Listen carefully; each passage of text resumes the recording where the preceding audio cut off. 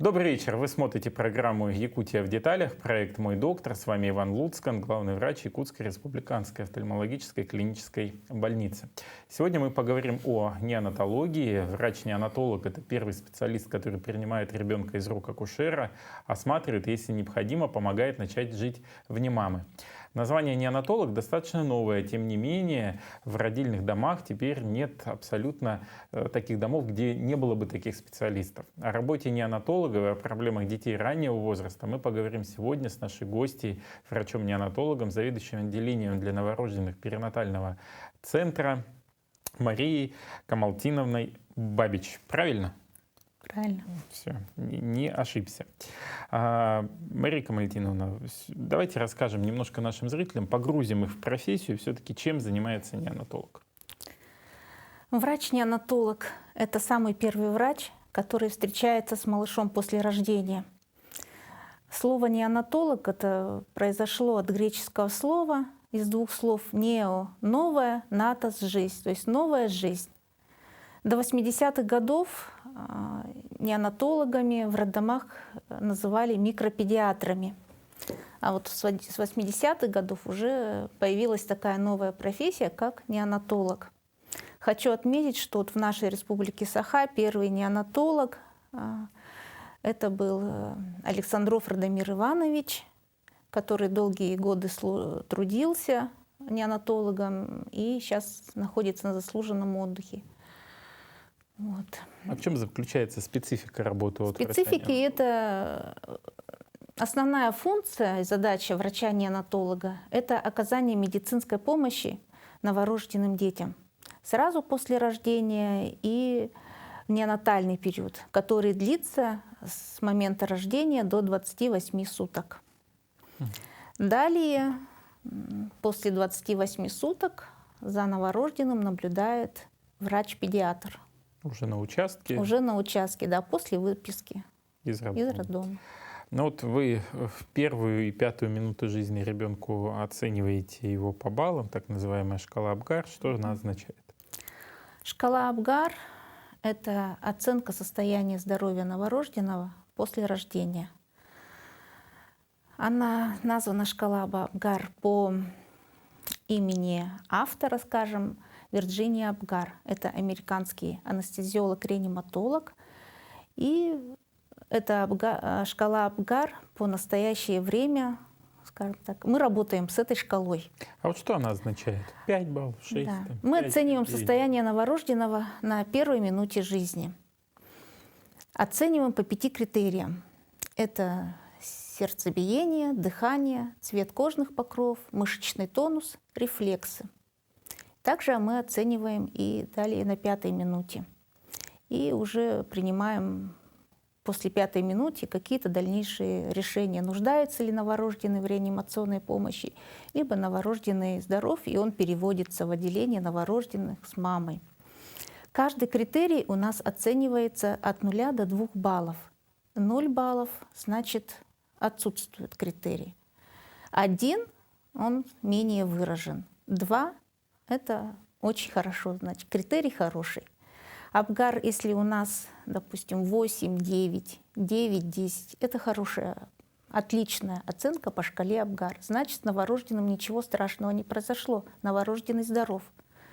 А если Апгар у нас ниже уже 7 баллов, это говорит о том, что ребенку необходима медицинская помощь. Если очень низкие показатели по шкале Апгар 3-5, допустим, да, это говорит о том, что ребенок родился в состоянии асфиксии, и ему уже необходима реанимационная помощь в родзале.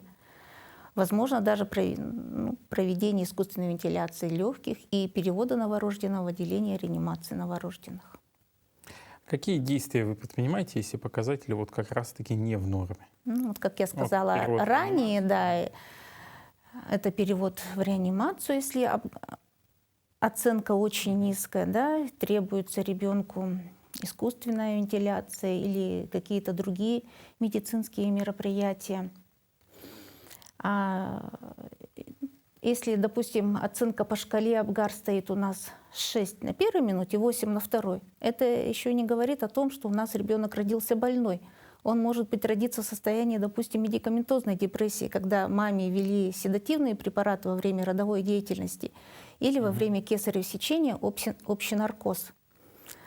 Ребенок вполне здоров, но он просто спит. И нужно какое-то время, чтобы он проснулся, адаптировался. И такие дети поступают в отделение новорожденных. А вот какая чаще всего помощь требуется новорожденным вот как раз в первые часы, дни после рождения? Это тоже, вот, как я уже сказала, это все, если сразу после рождения в родильном зале, да, по Если шкале всё Апгар, нормально, да. если все нормально. Ребенок у нас переводится в отделение новорожденных сразу с мамой, да, после самостоятельных родов. После кесарево сечения мама у нас поступает в отделение реанимации, акушерства, гинекологии, а ребенок к нам поступает в отдельную палату, где ждет перевода мамы. И мы уже смотрим по состоянию новорожденного, да, проводим, необходимо ли ему какие-то дополнительные исследования. Допустим, если ребенок рожден от мамы с гестационным сахарным диабетом, да, такие дети чаще бывают крупные, у них снижен сахар в крови, то есть это уже требует какой-то медицинской помощи. Приходится внутривенно вводить глюкозу, чтобы нормализовать уровень сахара в крови. Мы проводим всем новорожденным это по клиническим рекомендациям, да, оказание медицинской помощи новорожденным в роддомах. Базовая помощь — это вакцинация против гепатита Б, вакцинация против туберкулеза обязательно и проведение скринингов. Мгм. А вот чем опасна гипоксия для малыша в родах? Гипоксия — это патологическое состояние для новорожденного. Различает острую гипоксию, да, и хроническую гипоксию. Хроническая гипоксия чаще всего она уже внутриутробно возникает во время беременности мамы. Да? Это может быть такие предрасполагающие факторы, как какие-то заболевания беременной женщины. Это анемия, гистоз, да, повышение артериального давления, тот же гестационный сахарный диабет. И острые состояния, которые приводят во время родов к гипоксии. Это может быть преждевременные роды, да, начавшиеся, преждевременное излитие околоплодных вод, преждевременная отслойка нормально расположенной плаценты, выпадение петель пуповины, узел на пуповине, даже обвитие пуповины вокруг малыша, да, это уже приводит к острой гипоксии. И здесь чаще всего мы говорим об асфиксии. Асфиксия бывает умеренной степени и тяжелой. То есть и здесь какая понадобится помощь, еще зависит будет от также и зависит, какая оценка по шкале Апгар, да, если она, вот, допустим, 3-5, это уже говорит об асфиксии новорожденного. Здесь уже необходимо проведение реанимационной помощи новорожденному, и такие дети требуют искусственной вентиляции легких и перевода в реанимацию новорожденного, где им проводится метод такой, как терапевтическая гипотермия. То есть это вводят новорожденного, скажем так, искусственно охлаждают новорожденного аппаратом в течение 3 суток, понижают температуру тела до 34 градусов. В это время у новорожденного затормаживаются все процессы, уменьшается отек головного мозга. То есть это проводится для того, чтобы сохранить деятельность головного мозга у новорожденного. И по истечении 72 часов ребенка постепенно выводят из этого состояния. И если после вывода из этого состояния у ребенка отмечаются все рефлексы, двигательная активность хорошая, на УЗИ головного мозга все хорошо, на МРТ, значит, ребенок хорошо вышел из состояния асфиксии, гипоксии, да, и в последующем его не ожидают какие-то грубые изменения, да, в его здоровье. Но бывают, к сожалению, такие случаи, что тяжелая асфиксия, она приводит к более тяжелым последствиям, да, в развитии ребенка. Это и умственная отсталость, какие-то нарушения развития психомоторном, вплоть до детского церебрального паралича. То есть все об этом во время лечебного процесса врачи-неонатологи, реаниматологи разговаривают с мамой, объясняют. Каждый родитель вправе знать, что происходит с его ребенком и что ждет его в последующем. А если легкая гипоксия при рождении, допустим, Апгар 6-8, что здесь ничего страшного. Ребенок поступает в отделение новорожденных, он проходит период адаптации и выписывается домой абсолютно здоровым. Ну, вот вы в одном из ответов упомянули слово скрининг, в том числе неонатальный скрининг. Что это за исследование? Мы проводим 3 скрининга основных в родильном отделении, в отделении новорожденных. Первый скрининг — это у нас расширенный неонатальный скрининг, который мы начали проводить с 2023 года, с января. Да? Это федеральный проект правительства России и также постановление Республики Саха-Якутии о проведении расширенного скрининга на 2023-2025 год. Это массовое обследование новорожденных на наследственные заболевания, наследственные врожденные заболевания. Да? До 2023 года мы проводили этот скрининг на 5 наследственных заболеваний. А вот с 2023 еще добавилось 31 заболевание. Да. То есть всего на 36 наследственных заболеваний. Вот. Но спектр наследственных заболеваний очень обширный. Я думаю, в последующем мы ждем, надеемся, что будет еще больше. Второй скрининг, который мы проводим, это скрининг на врожденные критические пороки сердца. Он проводится на 2-е сутки. То есть это измерение у новорожденных артериального давления и сатурации. Третий скрининг — это аудиологический скрининг, который мы проводим на 3-е сутки. Это массовое обследование новорожденных с целью раннего выявления нарушения слуха у новорожденных. А вот что касается вот генетического скрининга, о котором вы сказали, а вот по опыту есть ли выявленные уже заболевания вот из тех детишек, которые... В 23-м году, вот мы первый год проводили этот скрининг, и в Республике Саха выявлен всего 1 случай пока. Это первичный иммунодефицит у ребенка. То есть было родов 11 тысяч по всей республике, и вот 1 случай выявления. То есть вовремя начатое лечение это как бы предохраняет ребенка, скажем, от последующих каких-то уже более сложных осложнений. Ну вот вы говорили, что вы ведете ребенка до 28 дней. Ну а если он у вас задерживается в отделении, больше 28 дней у него возраст, тогда кто его уже ведет, педиатр? Нет. У нас врачи-неонатологи работают не только со здоровыми, да, как я говорила, новорожденными. У нас врачи-неонатологи работают в отделении реанимации, в отделении патологии новорожденных и недоношенных детей, где они выхаживают недоношенных детей в первую очередь. Если ребенок родился с экстремально низкой массой тела, это до килограмма, бывает, что и приходится выхаживать их больше 28 суток, то есть 2-3 месяца. А если ребенок родился 500 граммом, то это требует и 4 месяца, и более такие вот сроки нахождения ребенка в отделении. Также за ним наблюдают неонатологи до выписки его из стационара. Вот как раз вы затронули тему недоношенных детей. Вот с какого момента ребенок считается недоношенным, как выхаживают таких детей, какие сейчас методики применяются и насколько они эффективны? То есть в последующем мы получаем вполне здорового ребенка. Да. С 2012 года мы стали выхаживать новорожденных с 22 недель. Гестация — это критерии Всемирной организации ВОЗ.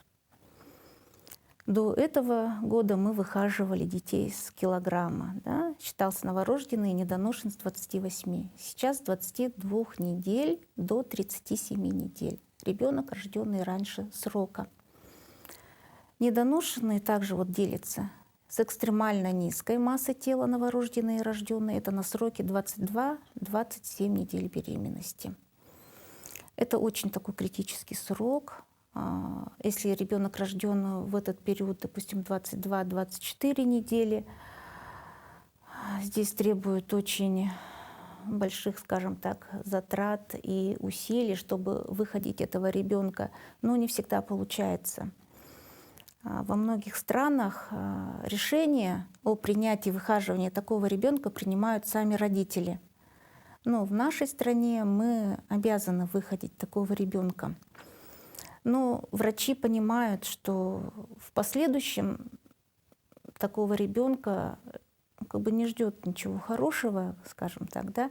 Это и глухота, и слепота, и нарушения с дыханием, и с другими органами В бывают. 100% случае? Или же все-таки... Вот 22-24 недели такие дети очень рождаются тяжелыми, и это об этом предупреждают сразу родители, что их ждет в последующем и какие нужно усилия приложить, и ждет, что ждет ребенка в последующем, да. Но не всегда это бывает, проходит, скажем так, прямо скажу, гибелью, да, новорожденного. А вот дети, которые рожденные на сроке 27 недель, они уже вполне выходят хорошо из этого состояния своего критического, стабилизируются, выписываются домой и в дальнейшем развиваются как здоровые дети, догоняют своих сверстников, все у них хорошо. А вот что проводится таким детям вот на разных? Ну, вот на разных этапах сразу такие дети у нас, если они недоношены до 34 недель, такие дети у нас поступают в отделение реанимации новорожденных. Чаще всего им требуется проведение респираторной терапии. Это проведение искусственной вентиляции легких, да, и проведение неинвазивных методов вентиляции под положительным давлением, называется метод СИПАП. Приходится вводить им сурфактант. Это такой препарат, вводят эндотрахеально, даже вводят сразу в родильном зале, как ребенок родился. Он способствует, предотвращает спадение альвеол, то есть чтобы легкие альвеолы не спались, и легкие раскрылись, и ребенок задышал. И приходится не один раз даже вводить этот курасурф, сурфактант. Далее ребенок после стабилизации состояния, как он начинает самостоятельно дышать, самостоятельно есть, его переводят в отделение выхаживания недоношенных. И там они у нас уже выхаживаются до выписки. Сейчас очень бережливые технологии применяются таким детям. Эти дети, во-первых, выхаживаются в инкубаторах, кувезах, да, для них такие создаются комфортные условия, как они находятся в утробе матери. Это затемнение кувеза, тишина в палате. В кувезах создаются укладка такая для новорожденного, называется гнездо, то есть придает положение, как в утробе матери, в позе эмбриона. И у нас есть в Якутске такая организация, как 28 петель. Они вяжут мягкие игрушки, осьминожки. И вот эти щупальца напоминают пуповину. То есть ребенок, у него есть хватательное движение. Он хватается за эти осьминожек и думает, что он хватился за пуповину и находится в утробе мамы. Также эта организация вяжет носочки, шапочки, чтобы им было комфортно. Сейчас родители посещают своих недоношенных детей в реанимации. Мамы даже сами ухаживают, учатся ухаживать, ставить зонд, да, там, кормить. Таких детей даже выкладывают маме на грудь. Вот если ребенок даже находится на искусственной вентиляции, да, он маленький, там еще и 700-800 грамм, его выкладывают на грудь матери, дают капли молозива за щечку, даже купают таких новорожденных. Вот. И также при переводе в отделение недоношенных также используются такие бережливые технологии. И мам сразу обучают уходу за такими детьми вот в отделении, чтобы при выписке мама была готова ко всему.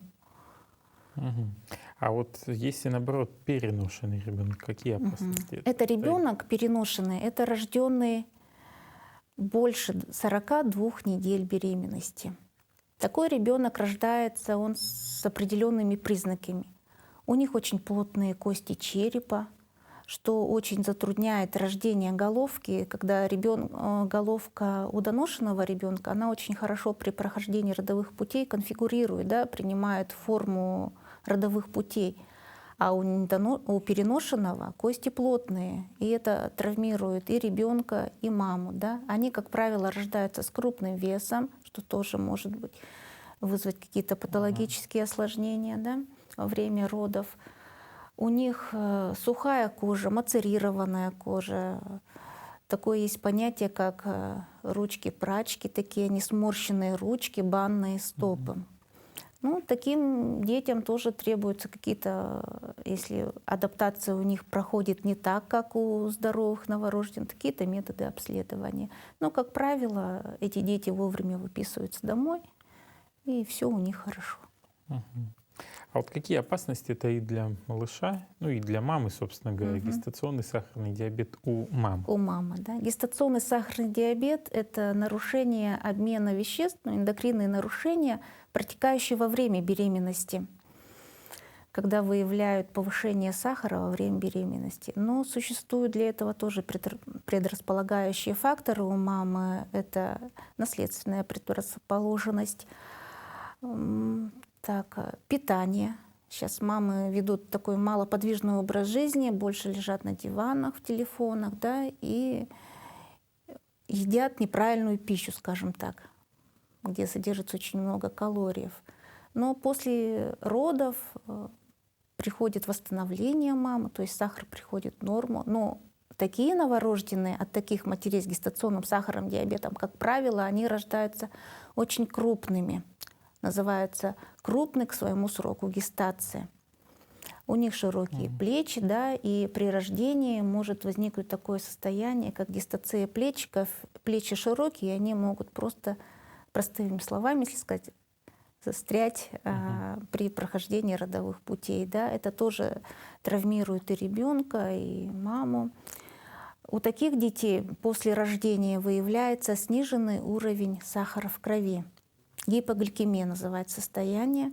И здесь мы сразу таких, зная, что такой ребенок у нас родился от такой мамы, в первые сутки мы обязательно каждые 3 часа измеряем уровень сахара в крови капиллярным способом, да, и уже смотрим, требует коррекции ребенок или не требует до восстановления нормогликемии. Приходится даже иногда проводить внутривенные инфузии глюкозы, либо поить глюкозой энтерально. Ну, вот у вас опыт работы уже не маленький, вы можете сравнить. Вот говорят, что раньше дети были там намного здоровее, чем нынешние дети, которые рождаются. Можете ли подтвердить или опровергнуть это утверждение и дать какое-то свое мнение по этому поводу? Я не думаю, что раньше дети были здоровее. Это мое мнение. Во-первых, не было такого обследования, да, вот даже не проводились эти скрининги. Сейчас очень хорошая диагностика проводится. Во-первых, диагностика проводится уже антенатально у беременной женщины, да, существуют тоже скрининги определенные на разных этапах беременности, которые выявляют различные патологии у плода, врожденные пороки сердца. И при рождении у ребенка также проводят обследования, скрининги, то есть выявляют какие-то нарушения и вовремя лечат их, чтобы предотвратить в последующем какие-то более сложные осложнения. Ну а раньше, как говорили нам родители, да, и рожали в поле, и сразу на работу выходили. В то время, возможно, даже был и естественный отбор. То есть женщины рожали и по 10 детей, но выживали более здоровые дети. То есть смертность была очень высока. Поэтому я не думаю, что раньше дети рождались здоровее, чем сейчас. А вот что касается желтушки новорожденных, вот она часто бывает. Да. Что это и как с этим борются врачи? Желтуха — это очень такое частое явление в первые 7 суток, то есть это ранний неонатальный период, первые 7 суток в роддоме. Да? Желтушка у нас бывает и физиологическая, и патологическая.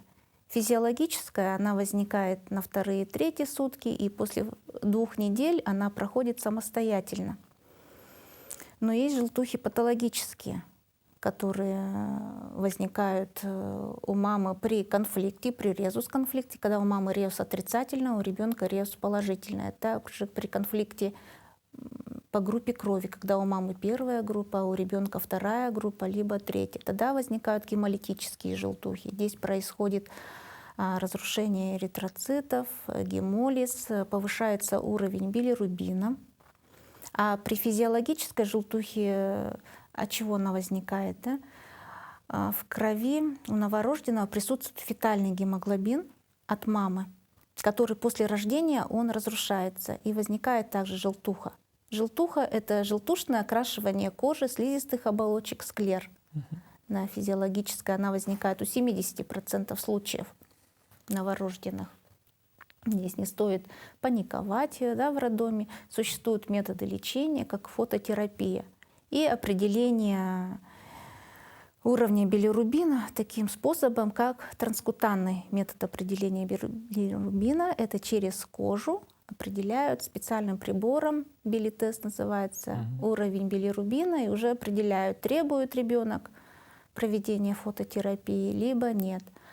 А вот при патологических желтухах, да, в частности при гемолитической болезни новорожденного, здесь нужно следить за концентрацией билирубина в крови, так как высокие дозы билирубина очень токсичны для головного мозга ребенка, может привести вплоть до ядерной желтухи новорожденного. Это когда идет прокрашивание ядер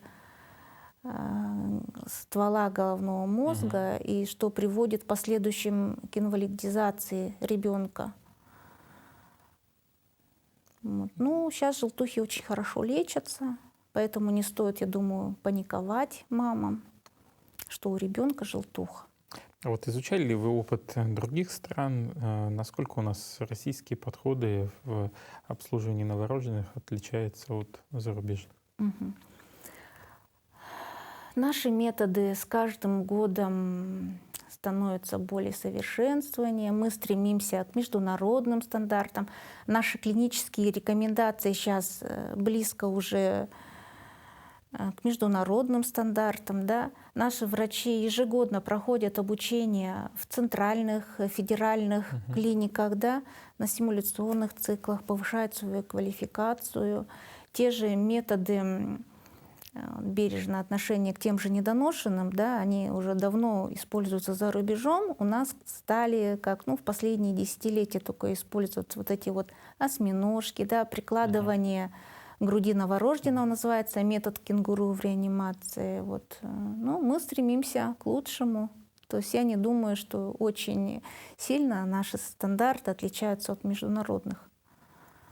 Вот мы плавно подходим к завершению программы, но есть такие 4 вопроса, они очень важные, может даже где-то фундаментальные, в чаще чего, потому что они постоянно возникают у мам и в обществе.